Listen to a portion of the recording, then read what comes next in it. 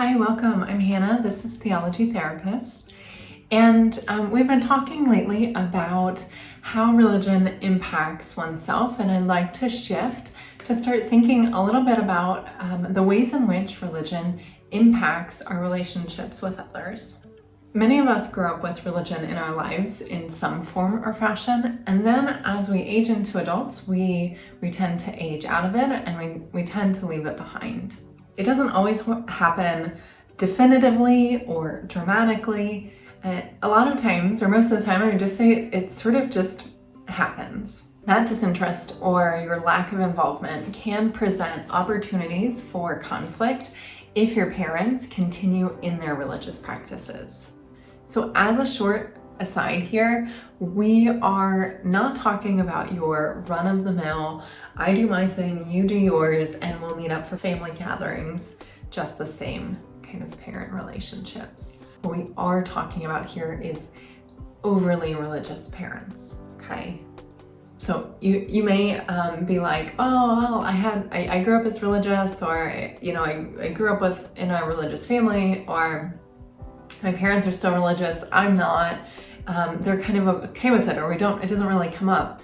That's not what I'm talking about here, okay? Hyper-religious parents tend to have some of the similar qualities that we've talked about in the last few weeks about fundamentalist or cultish religious groups. So, what are those? Short recap of how this may come up for parents would be authoritarian, given to groupthink, concerned with community approval, black and white thinking, so like us, them thinking. This also can show up in like a sin sort of narrative, existential anxiety or concern about the afterlife, shelter from outside influences like modern pop culture, rituals. So it's important for you to do and say the right thing at the right time. So as you become an adult and your relationship to religion changes, this inadvertently changes or presents an opportunity to change your relationship with your parents. The fundamental difference here is in the black and white thinking. It's that us versus them mentality. And in this case, you've become the them. So you've become the outsider, really.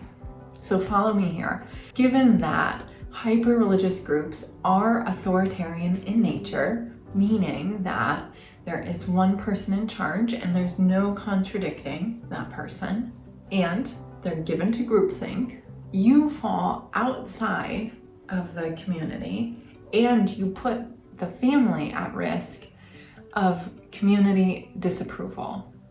This is a huge concern for hyper-religious parents because the community doesn't allow for contradictions, even if your parents wanted to. The community doesn't allow that, right? So there's that outside pressure. And because of the perceived spiritual impact on yours and their lives. Parents may also discuss with you their concern about your well-being right now in this life, but also in the afterlife.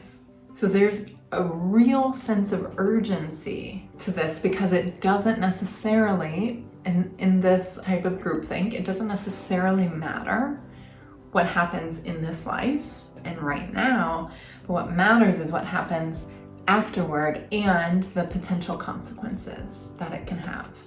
Which, just for the record, because we're talking theology and therapy here, nobody actually knows what happens after we die. Religion gives it a good go at answering that question, and we all do our very best, but despite the advances in science and medicine, and we still don't know. So just as like an aside and to be clear, because we are talking about here the religiosity that has the confidence to say, no, this is what happens, right? And that's where some of this conflict is coming into play.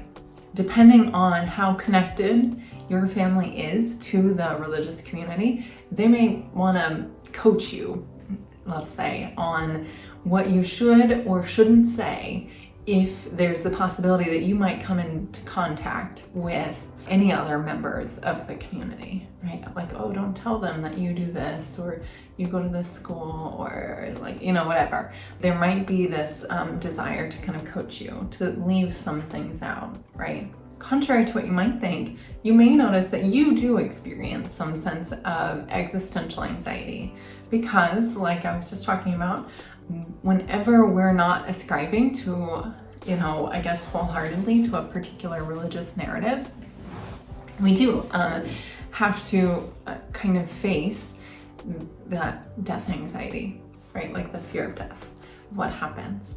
And when we're not saying, I believe this 110%, and there's no other like sort of right explanation or red explanation that makes sense to me, what we're sort of left with a lot of times is either an avoidance of thinking about this sort of thing, or some level of existential anxiety or dread. So you may find that you have some level. So you might find you're somewhere on the spectrum of anxiety about death or what happens after death, because we've just said that we don't know what happens, but your religious parents don't seem to echo that.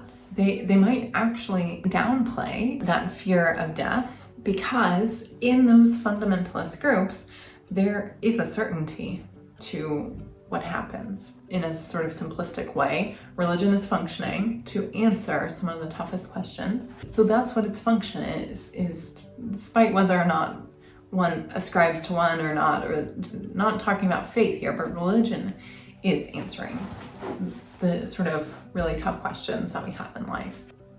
So they probably don't echo that existential anxiety. They probably feel comforted, right? Like a lot of persons who are fully vested tend to, at least in the words that they say, they tend to express a lot of confidence in a lot of surety or assurance, certainty in what happens after death. And so that can feel, I think that's another area that can present as opportunity for tension, because that's a change that has happened, right? I just want to say that it also doesn't mean that you're doing things wrong by having or recognizing that you have this sense of existential anxiety, of this fear of death or what happens, because in fundamentalist and cultish religious groups, there is a level of certainty that they exhibit about their beliefs and about the afterlife that doesn't accept doubt. I've talked about this in another video early on about the function and the role of doubt in our lives. And in those groups, doubt isn't allowed, right? And so your existential uncertainty about the meaning of it all doesn't fit into their worldview of having all of those tough questions answered, because we know that the function of religion is to answer those tough questions. You may have grown as you have sort of whether left religion behind or changed in some way. You've had this, there's this now gap between your beliefs that you were given in childhood and what you have now as an adult. You may find that you've grown to like certain things. You might appreciate things that were considered secular before, like music, theater, art, cinema, places, etc. And you might find that if you try to talk about those things with your family, they are not necessarily appreciated or supported. You might be even actively discouraged, because these fundamentalists and these cultish groups, they see that sort of pop culture, modern, secular, as a threat. They're authoritarian in nature, and it's not like sort of okayed by that leader, right? Rituals are also extremely important within these fundamentalist groups. People are expected to say and to do things at expected times. So if you are not participating in the ritual of saying or doing the right thing at the right time, then you may experience a higher level of tension with your parents, right? If your parents are very religious and you grow up every year celebrating Rosh Hashanah and you decide that that's not something that you're going to participate in, right? It's very ritualistic. There are things that you are supposed to say and do at specific times. And if you decide that you're not going to participate in that, then that can really create a conflict because it was a holiday, it was celebrated, it was family, it was right, and now there's that separation. So naturally, when this happens, children of overly religious parents may have a hard time feeling accepted or loved for who they are by their parents and by their former community. Today we've talked about what can happen when adult children no longer mirror the beliefs or practices of their religious parents. Next week, we'll discuss what to do with all of this, because I know that when this happens, it's difficult to handle, to be yourself and to maintain a relationship with your family. Because just because you no longer believe the same things or do the same things doesn't mean that you want to completely separate from your family either. So we got to figure out what to do with all of this.